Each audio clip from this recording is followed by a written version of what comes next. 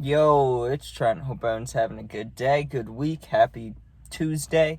Can the Bears win the NFC North? This is the question I've had in my mind all week. I haven't seen anybody talking about it. I mean, if they do talk about it, they say the Lions are going to win or the Packers are going to win, or I even seen some Vikings fans saying we're coming back. Okay. It's time for me to talk. It's time for me to give you the reasons why the Bears why they could possibly win the NFC North, right? There's one thing that I want to talk about before I go on my rant, though, right? There's one little thing that the Bears need to fix. Not fix, but the one place I think they could improve on, of course, the defensive line. I mean, we have Montez Sweat, but we need someone else. I know they drafted a guy in the 5th round, 8 sacks last year. That's cool. He's unproven, though. It'd be nice if we could have signed someone else. Then I would feel really fully, complete about the Bears. But with a top 5 defense coming off the second half of the season last year and an offense that now looks like it has the best receivers in the league, maybe altogether. I mean, come on. Odunze, Keenan Allen, and DJ Moore. Plus, you got Cole Kmet and Gerald Everett just chilling. Oh, you want to run the ball? DeAndre Sweat. And who's your quarterback? Generational talent, Caleb Williams. So we'll see. I mean, the team seems absolutely stacked, right? But that defensive line, I mean, Montez Sweat is great, but we do need someone to pair with him. And I like the rookie D tackles from last year, especially Pickens. Gervon Dexter. That's what I meant to say. Although Zach Pickens, not bad. He just didn't play a lot. That's all, right? But when you look around, right, the Packers did do better than us last year, no doubt about it. So did the Vikings, and so did the Lions. Well, the Vikings, we were tied, but I think they beat us, whatever it was, right? We were the worst in the NFC. To come back from that, you need not a rebuild, but you need to make a lot of moves, and that's exactly what we did, right? You look at the Packers, they have the youngest team, right? I'm pretty sure. Maybe they just have the youngest receivers, but I'm 90% sure they have the youngest team, but they still played good. Plus, it was Jordan's Love, I know it was his 3rd year, but it was like his 1st year getting to start, and he did pretty well, right? But they made a couple moves. They brought in the safety. I can't remember his name for some reason. I don't know why. I can't remember the safety's name they brought in. But they also brought in Josh Jacobs and maybe someone else. I don't know. The Packers brought in a couple guys, but they also lost guys. Aaron Jones going to the Vikings, things like that. That's not good. But the Lions, I would call the most stacked. But that's really Amon-Ra St. Brown. You got Laporta. And Goff isn't that good. He really isn't. I mean, he's doing good in this system. He did good last year, the year before that. They built together, right? And I guess having the same coordinator, coaches. I mean, maybe their coordinator got hired someone else. Was it Ben Johnson? Something like that. I don't remember his name. But didn't he get hired somewhere, or is he still there? Or maybe he stayed. Either way, I think he did stay, actually, now that I think about it. But you see what I mean? They've been with each other a while. I just don't think Goff is that good.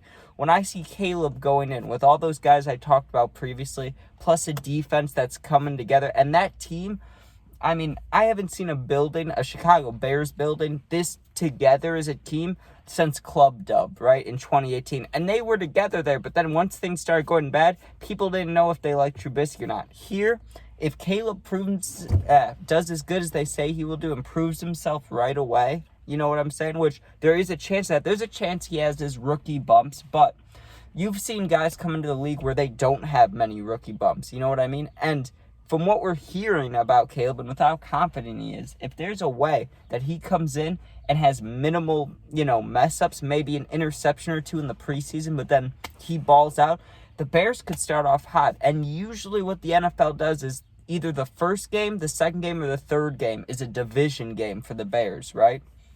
So if they come out on a little win streak, maybe start 3-0, 4-0, and they happen to beat the Packers or Lions and Vikings in one of those games, that would be a great start to the season. Now, the Bears the past few years have started slow every year, right? Whether they've lost one, like they'll win that first game like they did against San Francisco, the monsoon game where they were all sliding on their stomachs, you know what I'm talking about? But usually they start off with a loss and it comes slow, and towards the end of the season, like last year, they come on, right? Or not 2 years ago, that was rough, but 3-4 years ago, they started slow, got better, right?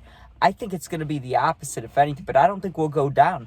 I think we're just going to start off hot. Maybe, this is honestly what I think will happen, right? Caleb, one game, right? Like, this is why I don't think you want to pick too many Bears boys for fantasy, right? Because let's say, okay, you pick DJ Moore, right? DJ Moore goes off week 1. Well, then teams are going to watch that and say, okay, we need to cover DJ Moore. Well, then Keenan Allen can't be double covered, so he's going to be open. Keenan Allen goes off, right? Then they're expecting the pass, so they're like, okay, we have to watch this pass game. We still have Odunze. So maybe they cover Odunze because they're ready for the pass, right? Give it to DeAndre Swift, the Super Bowl champion running back. Or I don't know if he won the Super Bowl with them. I can't lie. I think he was on the Lions when the Eagles won, right? Not a Super Bowl champion, but you know what? He is good. He's an 85 overall in Madden, okay? And he runs that ball and he trucks people, and I love DeAndre Swift. I love that pickup, right? So all I'm saying is, no matter what, the Bears can switch up their game plan and not just have normal players running those plays, but superstars. And Cole Kmet's going to be a top 5 tight end. He already was last year. They didn't talk about it as much as they should have, but if you look at the catches he made, he had this one play in I can only think of Louisiana, but the Saints, New Orleans, right? The Saints, when they were playing the Saints, and I think it was Bagent that was playing quarterback, right? He threw this lofter to Cole Kmet, and he went up there and mossed. I think it was either Tyrann Mathieu. It was somebody good, and he completely mossed him. And it was a in the air ball. They were both up there, and he snagged it. It was beautiful. So all these guys, like, all together, and they can switch up the game plan, new offensive coordinator, it's going to be dirty. And I don't see anyone stopping them throughout the season.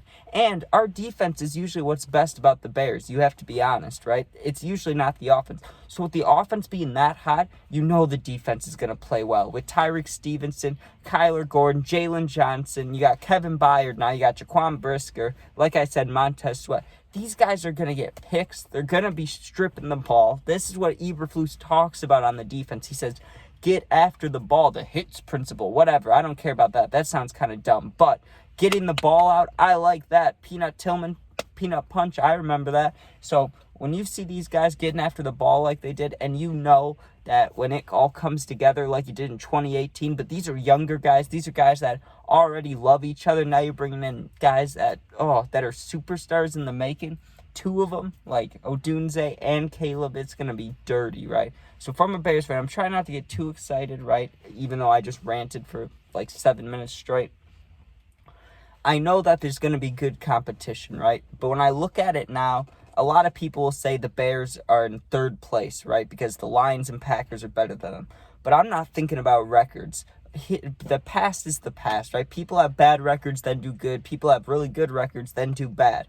You never know what's going to happen, right? So I think just starting the year, you got to ignore the preseason. When the regular season comes, hoping that no one has injuries for any NFC North team, right? Even the Packers. If someone gets hurt, whatever, right? But hoping right now no one gets hurt, I believe the Bears are still beating these teams, right? They haven't beat the Packers in like 5 or 6 seasons, but I can't. Usually I'm lying to myself when I say they're going to beat them, right? I promise you. Usually the past like 4 years I say, we're going to beat the Packers. I had belief in like 2 of those games, and we still lost, right? Like, I don't really believe it. But today, I'm sitting here and I'm saying the Bears will win the NFC North. Maybe they don't go too far in the playoffs. Caleb's rookie year. I understand that, right? Maybe they don't go too far in the playoffs.